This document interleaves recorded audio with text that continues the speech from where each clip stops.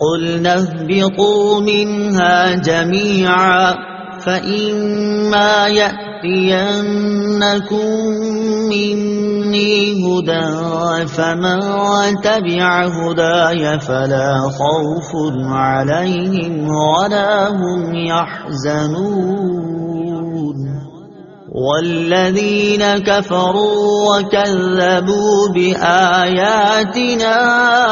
أُولَئِكَ أَصْحَابُ النَّارِ هُمْ فِيهَا خَالِدُونَ۔ ترجمہ: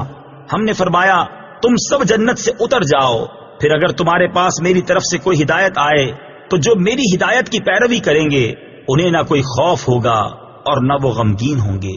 اور وہ جو کفر کریں گے اور میری آیتوں کو جھٹلائیں گے وہ دوزخ والے ہوں گے،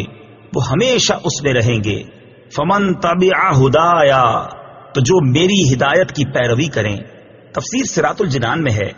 ہدایت الہی کے پیروکاروں کے لیے بشارت ہے کہ انہیں نہ تو قیامت کی بڑی گھبراہٹ کا خوف ہوگا اور نہ وہ غمگین ہوں گے، بلکہ بے غم جنت میں داخل ہوں گے۔ یہاں جمع کے صیغے کے ساتھ